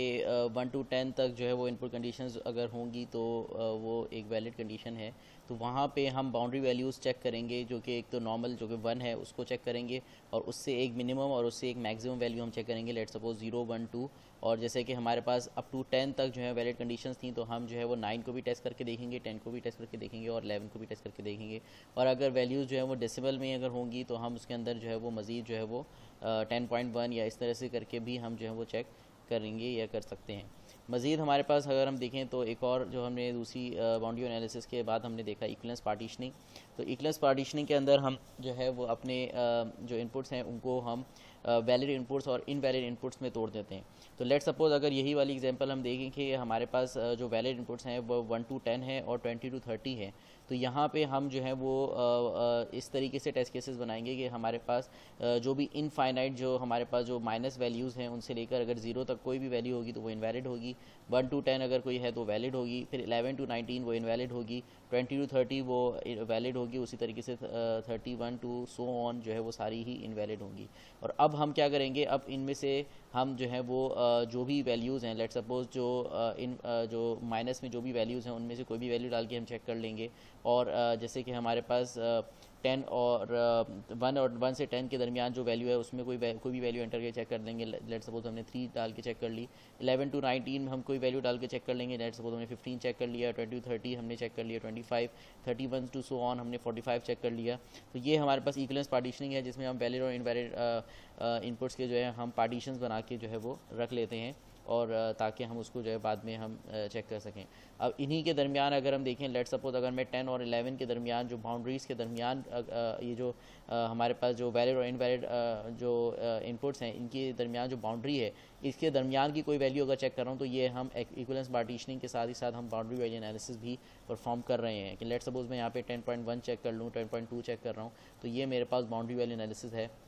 तो मज़ीद हम इक्विवेलेंस पार्टीशनिंग के बाद जो है मज़ीद हम बाउंड्री वैल्यू एनालिसिस भी परफॉर्म कर सकते हैं और कर रहे होते हैं। तो मज़ीद हमारे पास अगर हम देखें तो लेट सपोज़ हमारे पास ये जो एग्जांपल है बाउंड्री वैल्यू एनालिसिस की कि हमारे पास उसके अंदर हम जो है एक तो नॉर्मल वैल्यू है उसके उससे जो है हम उससे जो है एक हम मिनिमम वैल्यू और मैक्सिमम वैल्यू जो है हम चेक कर रहे होते हैं। तो लेट सपोज़ हमारे पास अगर हम देखें तो 1 to 10 की अगर हम देखें तो 1 to 10 की कंडीशन है तो हमने कहा कि 0 अगर 0 हम डाल के चेक करेंगे तो ये एक्सेप्ट करेगा, 1 एक्सेप्ट करेगा, 2 एक्सेप्ट करेगा, 9 एक्सेप्ट करेगा, 10 एक्सेप्ट करेगा, 11 जो है वो एक्सेप्ट नहीं करेगा। ठीक है, उसी तरीके से 1 से जो अबव है वो एक्सेप्ट नहीं करेगा। तो ये हमारे पास इस तरीके से हम बाउंड्री वैल्यू की जो है वो टेस्ट सिनेरियो डिस्क्रिप्शन रख के हम एक्सपेक्टेड आउटकम बता सकते हैं कि ये एक्सपेक्टेड हमारा आउटकम है, ताकि हम उसको एक्चुअल आउटकम से जो है वो टेस्ट कर सकें। उसी तरीके से अगर इक्वलेंस पार्टीशनिंग को हम देखें तो हमने जैसे 1 to 10 वाली एग्जांपल ली, और 11 to 99 एंड सो ऑन अगर हम देखें तो ये हमारे पास इनवैलिड पार्टीशन, वैलिड पार्टीशन और इनवैलिड पार्टीशन 1 to 10 की अगर हमने एग्जांपल पे अगर रखें तो 1 to 10 हमारे पास वैलिड पार्टीशन है। अदरवाइज़ हमारे पास जितनी भी 0 से पहले की जितनी इनफाइनाइट वैल्यूज़ हैं माइनस की, वो तो सारी इनवैलिड होंगी, और 10 के बाद जितनी भी वैल्यूज़ हैं वो भी सारी इनवैलिड हैं। तो हम इस तरह से इनकी पार्टीशन बना के रख सकते हैं। एक और एग्जांपल है कि लेट सपोज हमारे पास enter 0 to 5 characters in password field should not accept, ठीक है। तो हमारे पास जो है वो अब enter two 0 to 5 characters in password field, तो इसमें सिस्टम को जो है वो एक्सेप्ट नहीं करना है। 6 to 10 है तो भी तो सिस्टम जो है वो एक्सेप्ट कर ले, अदरवाइज जो है वो 11 to 14 है तब भी एक्सेप्ट नहीं करें। मतलब अगर 6 से 10 डिजिट्स तक जो है वो पासवर्ड होना चाहिए, ना इससे कम ना इससे ज़्यादा। तो हमारे पास यहाँ पे जो है वो हमने 3 पार्टीशंस बना दिए कि अगर हमारे पास 6 से पहले जो भी अगर हमारे पास कोई एक इनपुट आए, 2 इनपुट आए, 4 इनपुट्स आए, जितने भी इनपुट्स आए तो वहाँ पे हमारे पास जो है ये इनवैलिड ही कंसिडर होंगी। अदरवाइज 6 to 10 के दरमियान कोई भी वैल्यू आ जाए तो वो हमारे पास वैलिड कंसिडर होंगी, और 10 के बाद कोई भी वैल्यू हो तो वो हमारे पास इनवैलिड कंसिडर होगी। मज़ीद हमारे पास जो है डिसीजन टेबल है। डिसीजन टेबल हमें हम जो है वो डिसीजंस ले सकते हैं कि आइदर जो है वो जिसमें हम येस या नो, जैसे कि हमारे पास सबमिट है तो सबमिट, लेट सपोज हमारे पास अगर ये तमाम input, name, email, message, output, ये तमाम चीज़ें अगर हमारे पास ये जो नेम, ईमेल और मैसेज है ये तमाम की वैल्यूज़ अगर ट्रू होंगी तब हमारे पास जो आउटपुट है वो सबमिट का वो हमारे पास ट्रू आएगा। तो यहाँ पे लेट सपोज अगर हम देख रहे हैं जो इनपुट है अगर वो तीनों फॉल्स हैं तो इसका आउटपुट फॉल्स आ रहा है। उसी तरीके से यहाँ पे एक इनपुट जो है हमारे पास ट्रू है, अदरवाइज़ 2 इनपुट जो है वो फॉल्स हैं तो भी फॉल्स आ रहा है। तो सिर्फ सारे कंडीशंस में हम देखेंगे कि हमारे पास जो रूल नंबर 8 है कि जिसके अंदर तमाम कंडीशंस ट्रू हैं तभी जो है वो सबमिट अगर ट्रू हो। तो यहाँ पे जो है हमने डिसीजन टेबल के तहत यहाँ पे चीज़ वाज़े कर दी कि हमारे पास इन तमाम कंडीशंस को चेक किया जाए कि रूल 1 से रूल 7 तक जो है वो हमारे पास सबमिट की वैल्यू जो है वो फॉल्स रहनी चाहिए। अदरवाइज़ हमारे पास जो है वो रूल नंबर 8 में अगर हमारे पास तमाम वैल्यूज़ अगर ट्रू हैं, नेम, ईमेल, मैसेज अगर है तो फिर हमारे पास सबमिट जो है वो ट्रू होना चाहिए। तो ये हमारे पास डिसीजन टेबल बेस्ड टेस्टिंग है कि हम टेबल को देखें और टेबल वाइज हम ट्रुथ वैल्यूज़ को देखते हुए हम जो है वो टेस्ट सिनेरियोज़ जो है वो टेस्ट केसेस और टेस्ट सिनेरियोज़ जो है वो हम डिज़ाइन करें। मज़ीद हमारे पास जो है डिसीजन टेबल की जो है वो एक एग्जांपल है कि हमारे पास यहाँ पे लेट सपोज डिफरेंट जैसे कि हम फॉर्मेट्स हम देख रहे हैं कि कौन से फॉर्मेट पे, कौन से साइज़ पे, कौन से रेजोल्यूशन पे हमारे पास जो है वो आउटपुट जो है वो क्या आना चाहिए। तो यहाँ पे अगर हम देखें तो हमने कहा कि अगर JPG है और लेस दैन 32 KB है और रेजोल्यूशन ये है तो हमारे पास फ़ोटो अपलोड हो जाए। अदरवाइज़ अगर हमारे पास रेजोल्यूशन ये नहीं है तो फिर हमारे पास जो है वो एरर मैसेज रेजोल्यूशन मिसमैच का जो है वो आउटपुट जो है वो जनरेट हो जाए। उसी तरीके से अगर हमारे पास चलो रेजोल्यूशन तो वही है मगर हमारे पास जो साइज़ है वो greater than equal to 32 KB है तो भी हमारे पास जो है वो एक आउटपुट में एक एरर जो है शो कर दे एंड सो ऑन। तो यहाँ पे हमारे पास डिफरेंट हमने देखा कि डिफरेंट केसेस हमने जो है वो रूल्स के बिहाफ पे हमने बताया कि हमारे पास जो है वो साइज़ क्या होना चाहिए, रेजोल्यूशन क्या होना चाहिए, उस पर ही हमारे पास आउटपुट फ़ोटो अपलोडेड आएगी। अदरवाइज़ हमारे पास डिफरेंट साइज़ पे, डिफरेंट रेजोल्यूशन पे हमारे पास क्या मैसेज आने चाहिए वो हमने डिफरेंट केसेस जो है यहाँ पे डिस्कस कर लिए हैं। तो अब इनको टेस्ट करके जो है वो ईज़िली जो है टेस्ट करके जो है वो चेक किया जा सकता है कि डिज़ायर्ड रिज़ल्ट जो एक्सपेक्टेड रिज़ल्ट है तो एक्सपेक्टेड रिज़ल्ट और जो एक्चुअल रिज़ल्ट है वो कितना मिलता हुआ है और कितना जो है वो पास हैं, कितने फेल हैं। अदरवाइज़ हमारे पास एक और जो टेस्टिंग टेक्निक है वो है state transition technique. State transition technique के अंदर हम देखेंगे कि हमारे पास जो भी हम देख रहे हैं कि हमारे पास जो भी स्टेट है वो डिफरेंट यूज़र के इनपुट पे किस तरीके से वो ट्रांजिशन करके वो किस स्टेट पे जाती है। तो लेट सपोज़ हमारे पास एक कंडीशन ऐसी है कि हमारे पास एक यूज़र ने अगर कोई पासवर्ड गलत एंटर किया तो उसके पास पहली अटैम्प्ट है, दूसरी अटैम्प्ट है और फिर तीसरी अटैम्प्ट के बाद अगर वो कोई इनकरेक्ट पिन डालता है तो फिर उसका अकाउंट ब्लॉक कर दिया जाए। तो यहाँ पे अगर हम देखें तो हमारे पास स्टार्ट पे हमारे पास दिया गया कि स्टार्ट पे जो है वो अगर इनकरेक्ट पिन आती है तो वो अगर करेक्ट पिन है तो हमारे पास S5 की जो है वो स्टेट पे जाएगा। ठीक है, तो ये थोड़ा सा यहाँ पे साइड पे चले गया है तो यहाँ पे हमारे पास S5 की स्टेट पे जाएगा। तो S5 स्टेट अगर हम देखें तो वो हमारे पास कौन सी है, ये हमारे पास S2 स्टेट है, S3 स्टेट है, S4 स्टेट है, और ये हमारे पास S5 स्टेट है। तो S5 स्टेट जो एक्सेस ग्रांटेड की है उस स्टेट पे चले जाएगा अगर हमारे पास करेक्ट पिन है, और अगर हमारे पास इनकरेक्ट पिन है तो S2 स्टेट पे चले जाएगा विच इज़ फर्स्ट ट्राई। और फिर उसके बाद अगर विच इज़ फर्स्ट अटैम्प्ट, तो फिर फर्स्ट अटैम्प्ट पे हमारे पास अगर हम देखें जो S2 है, इसको मैं थोड़ा सा जूम करने की कोशिश करता हूँ, तो हमारे पास जो S2 पे अगर ये चले जाता है तो S2 पे मेरे पास यहाँ पे जो फर्स्ट अटैम्प्ट है, फिर दोबारा से अगर फर्स्ट अटैम्प्ट पे अगर सही जो है वो दे दिया जाए तो फिर S5 पे चले जाएगा विच इज़ एक्सेस ग्रांटेड, और अगर फिर इनकरेक्ट पिन दे दिया तो S3 पे ट्रांजिशन कर जाए, S3 जो कि सेकंड अटैम्प्ट है। फिर इस सेकंड अटैम्प्ट, ये जो सेकंड अटैम्प्ट है, अब इस सेकंड अटैम्प्ट के बाद फिर करेक्ट पिन अगर दे दी जाए तो हमारे पास क्या हो जाएगा, S5 पे चले जाएगा एक्सेस ग्रांटेड। मगर अभी तक जो है वो उसने करेक्ट पिन नहीं डाली, फर्स्ट अटैम्प्ट के बाद भी दोबारा से उसने इनकरेक्ट डाल दिया, तो अब जो ट्रांजिशन करके जिस स्टेट पे जाना चाहिए वो सेकंड अटैम्प्ट के बाद हमारे पास जो है वो थर्ड अटैम्प्ट पे जो है वो चले जाना चाहिए। फिर थर्ड अटैम्प्ट के जो थर्ड ट्राई है उस थर्ड अटैम्प्ट के बाद मज़ीद अब अगर उसने जो है वो करेक्ट पिन डालने में वो कामयाब हो जाता है तो वो एक्सेस ग्रांटेड पे जाएगा। अदरवाइज़ अभी भी अगर वो जो है नाकाम रहता है तो थर्ड अटैम्प्ट के बाद जो है वो S6 पे चले जाएगा विच इज़ अकाउंट ब्लॉक। ठीक है, तो ये हमारे पास थर्ड अटैम्प्ट के बाद जो है वो इनकरेक्ट पिन के बाद अकाउंट ब्लॉक पे चले जाएगा। तो ये हमारे पास स्टेट ट्रांजिशन जो है वो टेस्टिंग टेक्निक है। फिर मज़ीद हमारे पास यूज़ केस टेस्टिंग जो है जिसके अंदर हम जो है वो सिनेरियो के हिसाब से यूज़ केस के हिसाब से है हम जो है वो टेस्टिंग कर रहे होते हैं। तो जैसा कि हम यहाँ पे देख सकते हैं कि यहाँ पे यूज़ केस टेस्टिंग में हमारे पास सिंपल सा यूज़ केस है कि हमारे पास एक एक्टर है, जब वो अपना नेम और पासवर्ड डालेगा तो वो वैलिडेट सिस्टम उसको वैलिडेट करेगा। तो यहाँ पे अगर हम देखें तो यहाँ पे सिंपली ए जो है वो रिप्रेजेंट कर रहा है एक्टर को, तो एक्टर ने enter agent name and password, और फिर सिस्टम जो है उसको वैलिडेट कर रहा है and allow account access. Extensions अगर हम देखें तो पासवर्ड नॉट वैलिड, अगर पासवर्ड वैलिड नहीं है तो display message and ask for retry 4 times. तो ये हमारे पास अगर हम देखें तो एक सिंपली हमने जो है वो यूज़ केस वाइज जो है वो हमने एक सिनेरियो जो है हमने इसको हमने केसेस जो है वो अपने टेस्ट केसेस लिख दिए हैं। तो यहाँ पे इस तरीके से भी हम जो है वो ये भी एक टेस्टिंग टेक्निक है जिसके थ्रू हम जो है वो केसेस लिख सकते हैं कि यहाँ पे पूरा हमने जो है वो डिफरेंट जो भी एक्टर्स हैं उनको हमने बताया कि फ़ला एक्टर जो है वो क्या रोल अदा कर रहा होगा, और उसको हम जो है वो सिमुलेट करके जो है वो देख सकते हैं कि हमारे पास जो भी हमारे पास रिज़ल्ट है, एक्सपेक्टेड रिज़ल्ट है और एक्चुअल रिज़ल्ट है, वो दोनों सेम बराबर आ रहे हैं या फिर नहीं आ रहे। सॉफ्टवेयर टेस्टिंग मेथड्स अगर हम देखें तो यहाँ पे हमारे पास 3 किस्म के टेस्टिंग मेथड्स हैं, बॉक्स टेस्टिंग टाइप्स हैं, white box testing, black box testing और ग्रे बॉक्स टेस्टिंग। तो जैसा कि यहाँ पे समराइज वे में हमारे पास मेंशन है कि जो वाइट बॉक्स टेस्टिंग है, इस वाइट बॉक्स टेस्टिंग में हमारे पास जिसको क्लियर बॉक्स टेस्टिंग भी कहा जाता है या फिर open box testing, structural testing, transparent box testing, code based testing या ग्लास बॉक्स टेस्टिंग भी कहा जाता है। तो यहाँ पे हमारे पास जो ग्लास बॉक्स टेस्टिंग का मकसद हमारे पास क्या हुआ कि यहाँ पे जो भी इंटरनल्स हैं, जो कि हमारे पास जो भी कोडिंग और डिज़ाइन हमें जो है डिज़ाइन की मालूमात भी होती है, कोडिंग भी हमें विजिबल होती है, तो तमाम इंटरनल स्ट्रक्चर जो है वो हमें विजिबल होता है। उसको देखते हुए जो डेवलपर है वो तमाम चीज़ों को टेस्ट कर रहा होता है। जैसे कि हमारे पास यूनिट टेस्टिंग इसकी एक बेहतरीन एग्जांपल है।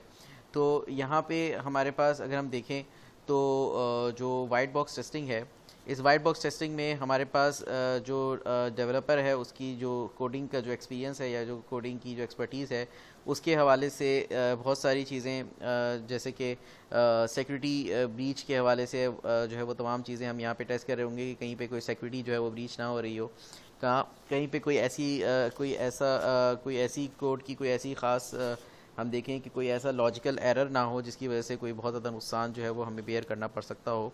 तो वो तमाम चीज़ें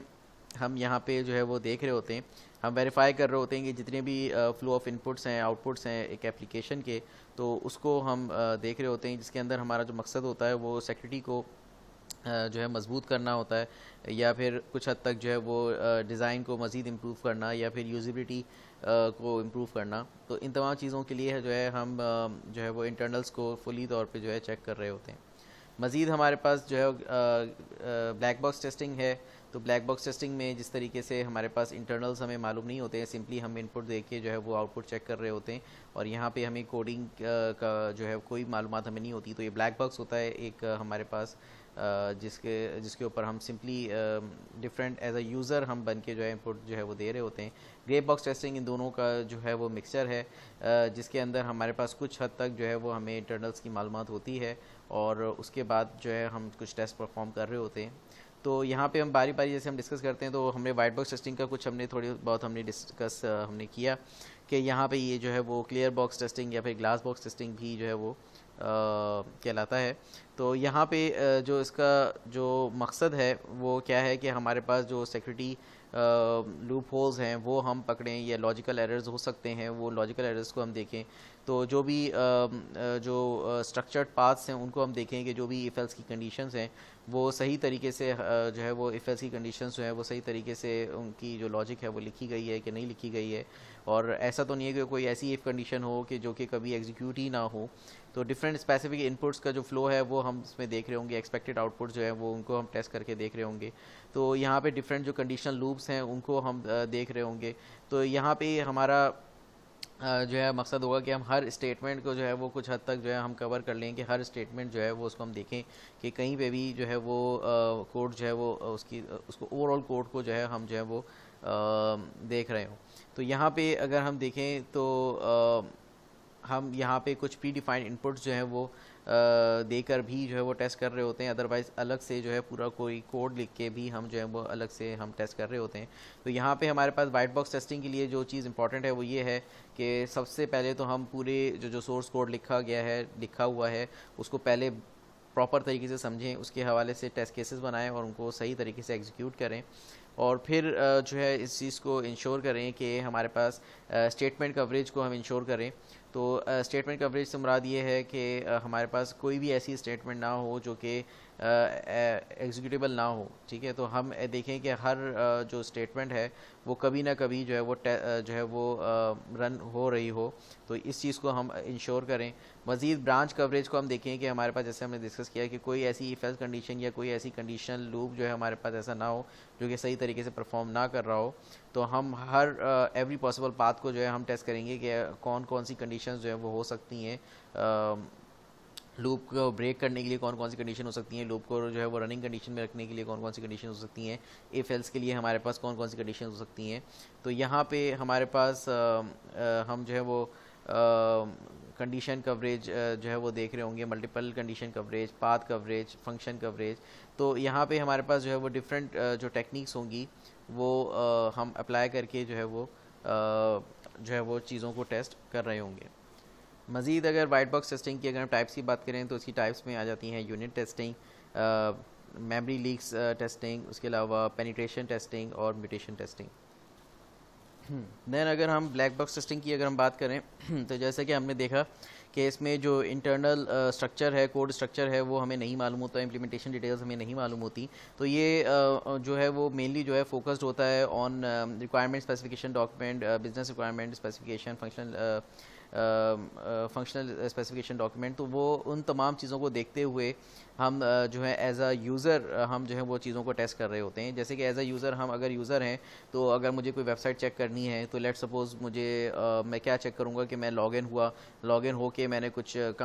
काम किया, फिर मैंने लॉग आउट कर दिया। अब मैं वापस बैक का बटन दबाऊँ तो मेरा जो सेशन है वो ज़ाहिर है वो सेशन जो है वो मेरा ख़त्म हो जाना चाहिए, और ऐसा नहीं होना चाहिए कि मैं दोबारा से जो है लॉगिन हो जाऊँ, ठीक है। तो जब मैं एक दफ़ा लॉग आउट कर चुका तो मेरा सेशन भी जो है वो ख़त्म हो जाना चाहिए। तो यहाँ पे उसी तरीके से मैं किसी भी तरीके से कोई भी टेस्टिंग परफॉर्म कर रहा हूँ जो कि मतलब जिसके अंदर मुझे इंटरनल कोड स्ट्रक्चर का कुछ नहीं पता, मुझे इम्प्लीमेंटेशन डिटेल का कुछ भी नहीं पता, तो मैं ख़ुद से जो हूँ डिफरेंट इनपुट्स दे के चेक कर रहा हूँ। तो यहाँ पे अगर मैं बिल्कुल आसान अल्फाज में हम समझें तो हमारे पास जो ब्लैक बॉक्स टेस्टिंग है वो बिल्कुल एक इस तरह का है, बिल्कुल आसान अल्फाज में समझने के लिए, कि लेट सपोज़ आपने जो है वो क्या किया, एक बंद बॉक्स है, उस बंद बॉक्स के ऊपर आप पानी डाल के देखें और देखें कि वो कितना जो है वो उसको कोई इफेक्ट तो नहीं हो रहा, या उसके ऊपर कोई काम कर रहे हैं। और जबकि ग्लास बॉक्स टेस्टिंग ये है कि आपको ये पता लग रहा है कि वो ग्लास जो बॉक्स बना है वो किस मटेरियल से बना है, वो किन उसके अंदर क्या क्या चीज़ें उसमें क्या इम्प्लीमेंटेशन हुई हुई है। तो खैर हमारे पास जो ब्लैक बॉक्स टेस्टिंग है उस ब्लैक बॉक्स टेस्टिंग में हमने देखा कि सबसे पहले इनिशियली तो हमें रिक्वायरमेंट का पता हो कि एक सॉफ्टवेयर की क्या स्पेसिफिकेशन है, तो उसके हिसाब से जो रिक्वायरमेंट है उस रिक्वायरमेंट को देखते हुए हम जो है वो टेस्ट करेंगे कि ये रिक्वायरमेंट जो है वो मीट हो रही है या नहीं हो रही है। तो उस जो भी पॉसिबल इनपुट्स होंगे, जो पॉजिटिव टेस्ट सिनेरियोज बनाएंगे और नेगेटिव टेस्ट सिनेरियोज हम जो है वो रन करके देखेंगे और देखेंगे कि हमारे पास जो सॉफ्टवेयर सिस्टम है वो सही तरीके से बिहेव कर रहा है या नहीं कर रहा है जैसा उसको एक्सपेक्टेड है कि करना चाहिए। तो वो तमाम एक्सपेक्टेड आउटकम्स को हम उन तमाम इनपुट्स पे से जो है वो कंपेयर करके देख रहे होंगे। तो यहाँ पे तमाम टेस्ट केसेस जब हम एग्जीक्यूट कर लेंगे तो फिर हम देखेंगे कि कोई डिफेक्ट्स तो नहीं है, और अगर कोई डिफेक्ट्स हैं तो फिर हम डिफेक्ट्स को रिमूव करेंगे। तो यहाँ पे अगर हम देखें तो मज़ीद ब्लैक बॉक्स टेस्टिंग में हमारे पास इसकी टाइप्स में आ जाते हैं functional testing, non functional testing और रिग्रेशन टेस्टिंग। फंक्शनल टेस्टिंग जैसे कि जिसके अंदर हम एक्सटर्नल बिहेवियर्स को चेक कर रहे होंगे कि सॉफ्टवेयर जो है वो सही तरीके से बिहेव कर रहा है कि नहीं कर रहा। उसी तरीके से नॉन फंक्शनल टेस्टिंग जैसे कि हमने प्रीवियसली भी जिक्र किया हुआ है कि नॉन फंक्शनल जिसके अंदर हम जो है वो मयार को चेक कर रहे होते हैं। तो functional is not non functional और non functional is not functional, मगर यहाँ पे अगर हम देखें तो नॉन फंक्शनल जो है वो फंक्शनल टेस्टिंग को सपोर्ट कर रही होती है। सपोर्ट से मुराद क्या है कि वो बता रही होती है कि कोई काम हो रहा है तो उसका मयार क्या है। तो यहाँ पे हम उस मयार को चेक कर रहे होंगे। लेट सपोज हम यूजिबिलिटी टेस्टिंग है या फिर हमारे पास परफॉर्मेंस टेस्टिंग है, स्केलेबिलिटी टेस्टिंग है। तो इस तरह की टेस्टिंग जो है ये हमारे पास नॉन फंक्शनल टेस्टिंग है, तो इसकी कुछ टाइप्स हैं। उसी तरीके से फंक्शनल टेस्टिंग है तो फंक्शनल टेस्टिंग की कुछ टाइप्स हैं। देन हमारे पास मेंटेनेंस से रिलेटेड कुछ जो है टेस्टिंग्स हैं जो कि हमारे पास रेग्रेशन टेस्टिंग में आ जाती हैं। तो रेग्रेशन टेस्टिंग में अगर हम देखें या मेंटेनेंस टेस्टिंग की अगर हम बात कर रहे हैं तो ऐसी कोई टेस्टिंग की जैसे कि हमारे पास जैसे कोई भी चेंज आया, उस चेंज को हमने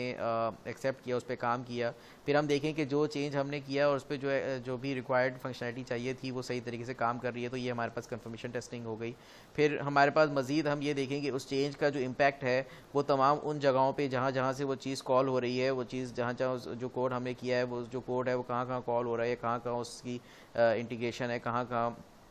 उसकी जो है डिपेंडेंसीज़ हैं। तो वो तमाम चीज़ों को अगर हम टेस्ट करें कि उसका इम्पैक्ट जो है वो कहाँ कहाँ जा रहा है, तो वो हमारे पास रिग्रेशन टेस्टिंग है कि जिसके अंदर हम देख रहे होंगे कि कोड फिक्सेस की वजह से, अपग्रेड्स की वजह से या किसी भी सिस्टम मेंटेनेंस की वजह से जो भी हमारे पास सिस्टम पे इम्पैक्ट है, उस इम्पैक्ट को देखने के लिए हम जो है वो तमाम जो टेस्टिंग परफॉर्म कर रहे हैं तो रिग्रेशन टेस्टिंग में आ जाएंगी। तो यहाँ पे हमारे पास जो है वो फंक्शनल टेस्टिंग और रिग्रेशन टेस्ट के लिए हमारे पास QTP है, सेलेनियम है। उसी तरीके से नॉन फंक्शनल टेस्ट के लिए हम जो है वो कुछ टूल्स का सहारा ले सकते हैं जैसे कि रोड रनर है, JMeter है। तो यहाँ पे जो अगर हम देखें तो ब्लैक बॉक्स टेस्टिंग के में जो टेस्टिंग स्ट्रेटजीज़ जो है वो नॉर्मली फॉलो की जाती हैं, जो कि मोस्ट कॉमन है वो इक्विवेलेंस क्लास पार्टीशनिंग है जो हमने डिस्कस किया, बाउंड्री वैल्यू एनालिसिस और डिसीजन टेबल टेस्टिंग।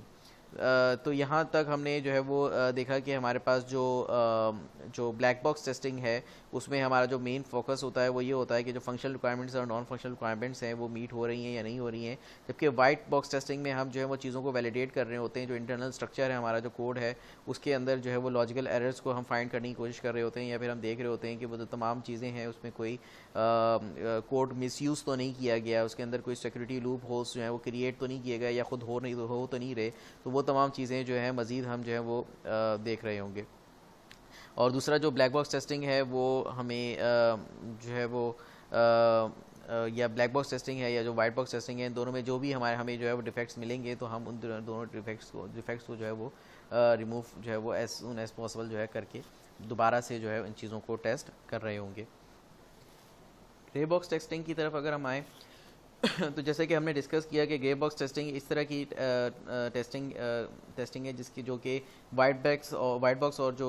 हमारे पास ब्लैक बॉक्स है उन दोनों का मिक्सचर है। तो यहाँ पे हमारे पास जो है वो हमें इंटरनल जो वर्किंग्स हैं इस सॉफ्टवेयर की उसकी पार्शियल नॉलेज होती है और पार्शियल नॉलेज नहीं होती। तो इसका जो मकसद है वो ये है कि हम यहाँ पे जो है वो कॉन्टेक्स्ट स्पेसिफिक एरर्स को जो है वो फाइंड आउट करना चाह रहे होते हैं। तो यहाँ पे हमें इससे हेल्प इस वजह से मिलती है कि हम यहाँ पे जो है वो एज अ ब्लैक बॉक्स भी कोड को जो है वो एज अ ब्लैक बॉक्स भी हम सॉफ्टवेयर को टेस्ट कर रहे होते हैं, मगर जहाँ पे हमें नीड पड़ती है तो वहाँ पे हम सॉफ्टवेयर में जो है चेंजेस करके जो है वो उसके कोड को एक्सेस करके उसको चेंज करके दोबारा से जो है वो टेस्ट कर सकते हैं। तो यहाँ पे अगर हम देखें तो जो ग्रे बॉक्स टेस्टिंग है नॉर्मली ये एक रिग्रेस किस्म की टेस्टिंग है जिसके अंदर जो कि हम कह सकते हैं कि जो कि जैसे हमने कहा कि कॉन्टेक्स्ट स्पेसिफिक हम जो है उस कामों पे हम ग्रे बॉक्स टेस्टिंग इस्तेमाल कर रहे होते हैं। तो यहाँ पे इसकी जो स्ट्रैटेजीज़ अगर हम देखें तो ग्रे बॉक्स टेस्टिंग में जो टेक्निक्स इस्तेमाल होती हैं तो वो टेक्निक्स में आ जाती है मैट्रिक्स टेस्टिंग, जिसके अंदर हम जो है तमाम जितने भी वेरिएबल्स हैं जो भी प्रोग्राम्स के अंदर है उनको हम डिफ़ाइन कर रहे होते हैं। रिग्रेशन टेस्टिंग है, ऑर्थोगोनल एरे टेस्टिंग है, और उसके अलावा पैटर्न टेस्टिंग है। तो इसके अंदर हमारे पास अगर स्टेप बाय स्टेप इसको हम देखें तो यहाँ पे हम सबसे पहले इनपुट्स को आइडेंटिफाई करते हैं, आउटपुट्स आइडेंटिफाई करते हैं, मेजर पार्ट्स को आइडेंटिफाई करते हैं, सब फंक्शंस आइडेंटिफाई करते हैं। देन हम देखते हैं कि जो भी सब फंक्शंस हैं उनके लिए इनपुट्स को हम डेवलप करते हैं, फिर जो भी सब फंक्शंस हैं उनके लिए आउटपुट्स डेवलप करते हैं, एग्जीक्यूट करते हैं test cases for the sub functions, and then we will verify the correct result for sub functions. और ये जो भी हमारे पास जो स्टेप्स हैं इसके अंदर हम जो है वो बार बार जो है वो सब फंक्शंस को हम आइडेंटिफाई करते रहेंगे, और जो भी करेक्ट रिजल्ट है सब फंक्शन का उसको हम वेरीफाई करते रहेंगे। उसी तरीके से जो है वो हम टेस्ट केस जो है वो सब फंक्शंस के लिए उसको एग्जीक्यूट करते रहेंगे, और जो है वो करेक्ट रिजल्ट्स जो हैं वो सब फंक्शंस के लिए वो देखते रहेंगे, उनको वेरीफाई करते रहेंगे। तो ग्रे बॉक्स टेस्टिंग हमारे पास अगर हम देखें तो ये एक इस तरह की जो है वो टेस्टिंग है जिसके अंदर जो है वो एक हमारे पास जो है वो दोनों जो glass box testing white box testing है और ब्लैक बॉक्स टेस्टिंग है, वो दोनों जो है वो मिलाकर जो है वो की जा रही होती है।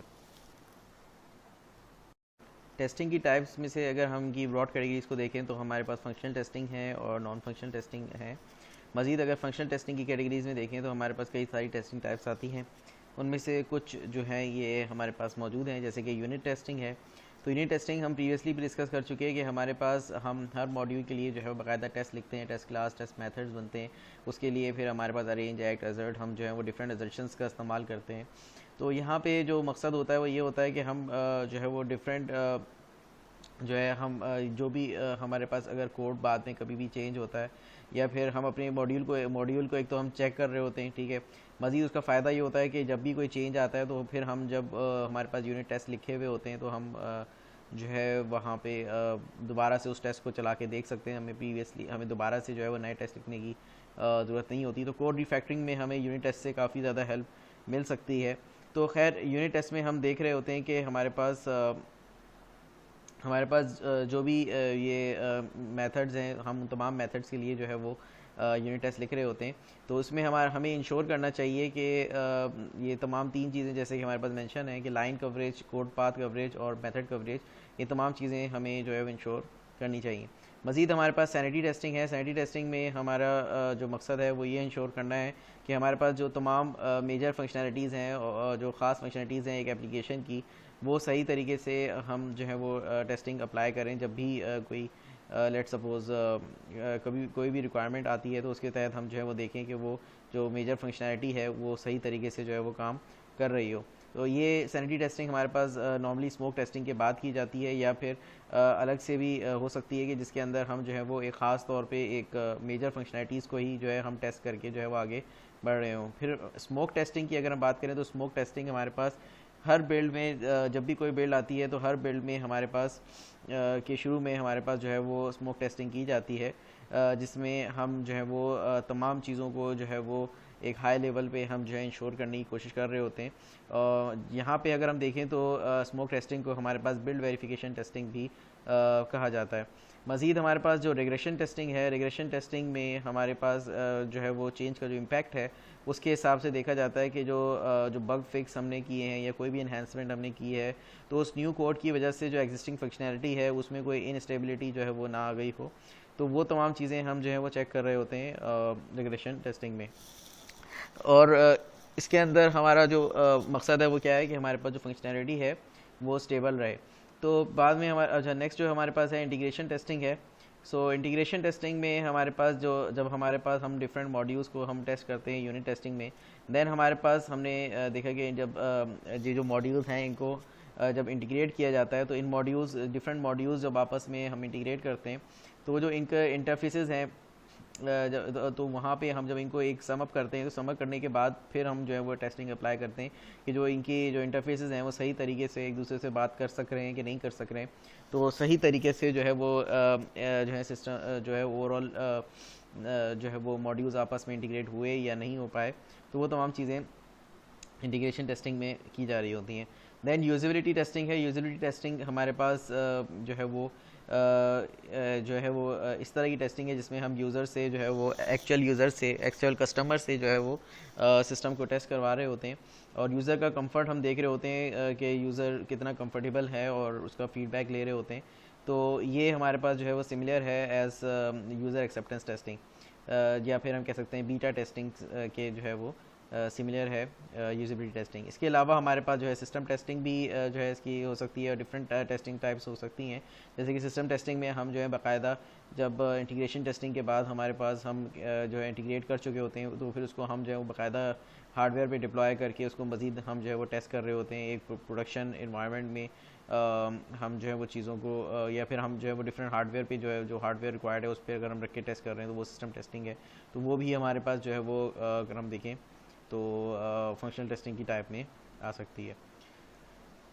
नेक्स्ट हम देखते हैं नॉन फंक्शनल टेस्टिंग।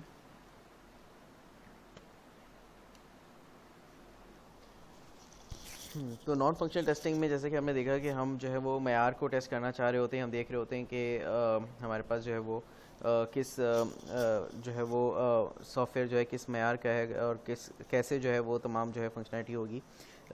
तो यहाँ पे हमारे पास जो नॉन फंक्शनल टेस्टिंग है इसमें हमारे पास security testing, scalability testing, efficiency, disaster recovery, maintainability, endurance, localization, internationalization और compliance, baseline, portability, reliability, fall over, ये सारी हमारे पास जो है वो टाइप्स हैं नॉन फंक्शनल टेस्टिंग की। तो यहाँ पे हम जो है वो तमाम जो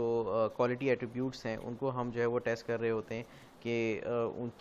उनके बारे में हम देख रहे होते हैं। इसके ऊपर प्रीवियसली भी हम जो है वो डिस्कस कर चुके हैं। लेट्स सपोज ऑथराइजेशन और ऑथेंटिकेशन के बारे में हम देख रहे होंगे, हम जो है वो थ्रूपुट देख रहे होंगे, लेटेंसी देख रहे होंगे, मीन टाइम टू फेलियर देख रहे होंगे, मीन टाइम बिटवीन फेलियर देख रहे होंगे। तो ये तमाम चीज़ें जो है हम टेस्ट कर रहे होंगे। मज़ीद हमारे पास जो है लेवल्स ऑफ टेस्टिंग है, ये भी प्रीवियसली हमने डिस्कस किया ऑल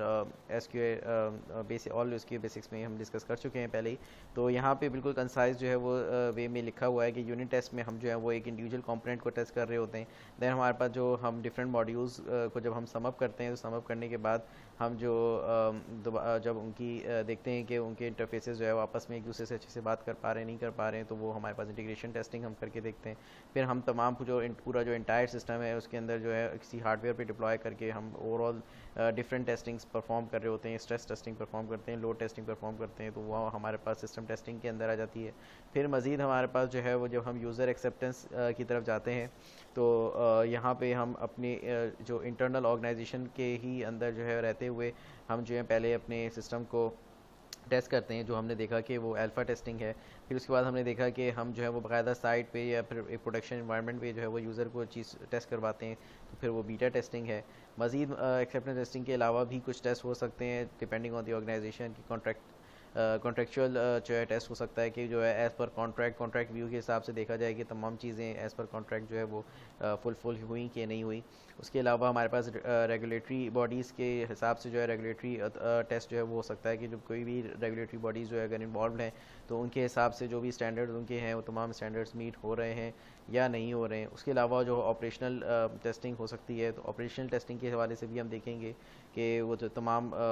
जो भी पैरामीटर्स हैं वो तमाम फॉलो हो रहे हैं कि नहीं हो रहे हैं। जैसा कि ऑपरेशनल टेस्टिंग में हम जो है वो देख रहे होते हैं कि जो भी बैकअप और रिस्टोरेशन है उसकी जो है टेस्टिंग हम कर रहे होते हैं, इंस्टॉलेशन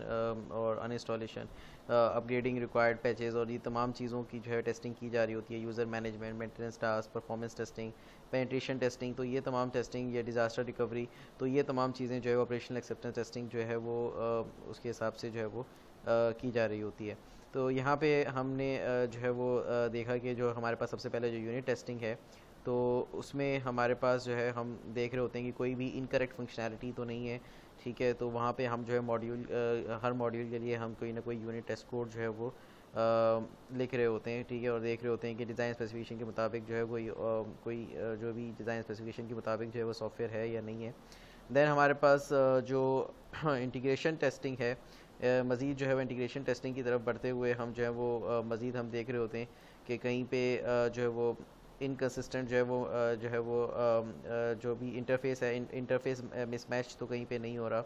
ठीक है। तो फेलियर तो नहीं हो रहा कम्युनिकेशन बिटवीन सिस्टम्स की, हमारे पास जो सिस्टम्स हैं उनके दरमियान जो है कम्युनिकेशन है वो प्रॉपरली हो पा रहा है कि नहीं हो पा रहा है।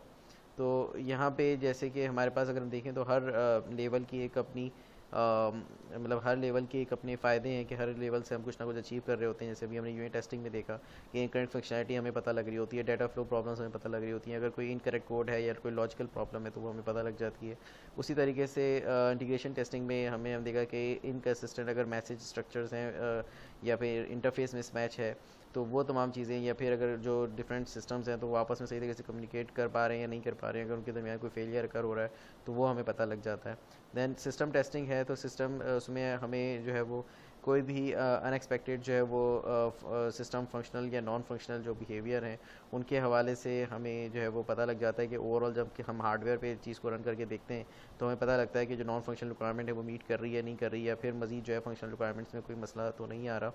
या फिर हमारे पास वही जो कंट्रोल और data flow mismatch with in the system तो वो हम यहाँ पे देख रहे होंगे। तो यहाँ पे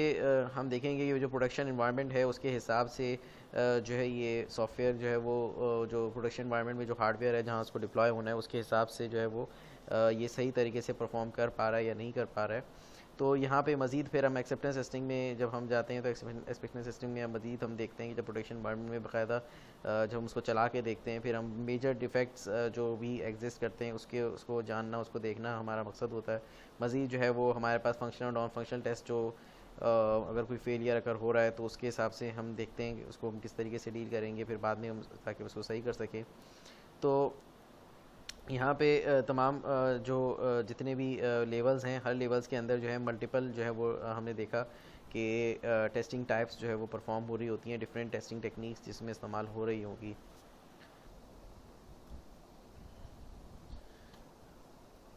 मज़ीद अगर हम देखें तो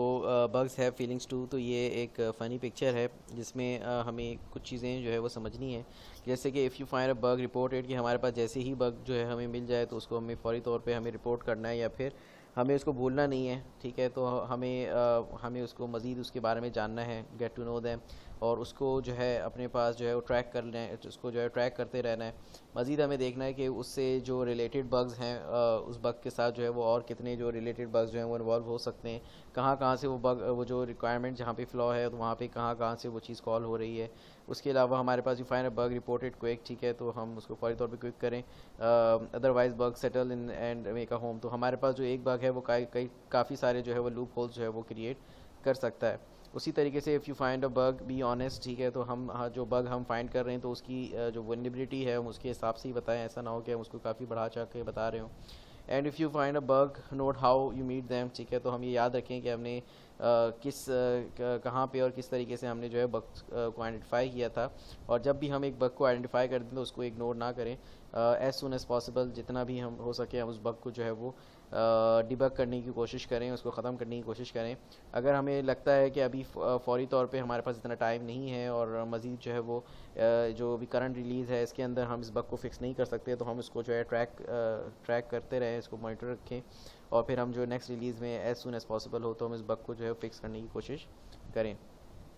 दूसरा हमारे पास मैनेजिंग सॉफ्टवेयर एरर्स, तो हमने इसके हवाले से जो है वो जो बग लाइफ साइकिल हमने डिस्कस की थी तो उसमें ही काफ़ी हद तक ये चीज़ें क्लियर हो गई थी कि किस तरीके से सॉफ्टवेयर एरर्स को जो है वो मैनेज किया जा रहा होता है। अदरवाइज़ ये भी एक डायग्राम है जिसमें हम देख सकते हैं कि टेस्टर जो है वो सबसे पहले जो है वो रिपोर्ट करता है कोई भी बग को, फिर उसके बाद जो टेस्ट लीड है टेस्ट लीड जो है उसको देखता है, अश्योर करता है कि हाँ ये बग है या नहीं है, फिर उसको असाइन करता है। मज़ीद जो डेवलपर जो है वो देखता है कि अगर ये करेक्ट कोई बग है, कोई ऐसी चीज़ नहीं है, कोई एम्बिगिटी नहीं है, या कोई ऐसी चीज़ नहीं है कि जो कि नेक्स्ट रिलीज़ में जाके की जा सकती हो, अभी इसी रिलीज़ में जिस बग को रिज़ॉल्व करना है, दैन जो डेवलपर है उसको रिज़ॉल्व करने के बाद जो है उस बग को रिमूव करने के बाद जो है चेंजेस करने के बाद जो है वो चेंज मैनेजमेंट को फॉरवर्ड कर देता है आगे, और चेंज मैनेजमेंट से होते हुए जो है वो वापस जो है टेस्टर के पास चीज़ पहुंचती है जो कि वापस रीटेस्ट करता है, और जब तक वो रीटेस्ट करता रहेगा जब तक सॉफ्टवेयर में बग मौजूद रहेगा, और अगर रीटेस्ट करने पे जो है टेस्टर सेटिस्फाई हो जाता है कि हाँ बग रिमूव हो चुका है, तो फिर हमारे पास जो है वो जो बग लाइफ साइकिल है वो टर्मिनेट हो जाएगी, ये जो है वो बग हमारे पास रिज़ॉल्व हो गया। मज़ीद हमारे पास टेस्ट ड्रिवन डेवलपमेंट के ऊपर अगर हम थोड़ी सी बात करें तो टेस्ट ड्रिवन डेवलपमेंट हमारे पास जो कि एक्सट्रीम प्रोग्रामिंग में इंट्रोड्यूस हुई थी, ठीक है। तो इसका मकसद ये है कि हमारे पास जो कोड है, जो भी कोडिंग हम करते हैं उससे पहले जो है उस कोड का जो है टेस्ट लिख लिया जाए। तो ये एक टेस्ट ड्रिवन डेवलपमेंट है। मज़ीद इसके हवाले से अगर हम देखें तो जैसे कि हम कोई भी न्यू फंक्शनलिटी है तो उसके बाद उससे पहले हम उसका जो है वो एक टेस्ट हम लिख लें और मज़ीद जो है उसका जो है वो टेस्ट हम रन करके देखें। तो अगर जो टेस्ट है वो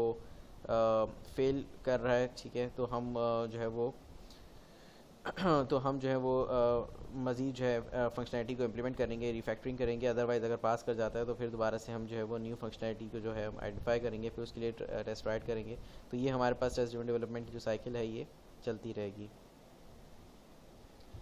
तो यहाँ पे हमने देखा कि हमारे पास हम तब तक जो है किसी नेक्स्ट इंक्रीमेंट पे नहीं जाएंगे जब तक हमारे पास उसके जो टेस्ट है हम नहीं लिख लेते और उसको जो है हम सेटिस्फाई नहीं कर देते। तो यहाँ पे अगर हम इन नटशेल अगर हम देखें तो कहा जा सकता है कि यहाँ पे टीडीडी में हमारे पास all code is guilty unless proven innocent, कि हमारे पास जो भी कोड है वो गिल्टी है जब तक उसके लिए जब तक वो अपने आप को इनोसेंट साबित ना कर दे, या मतलब जिसके लिए जब तक वो अपना टेस्ट जो है वो पास ना कर दे।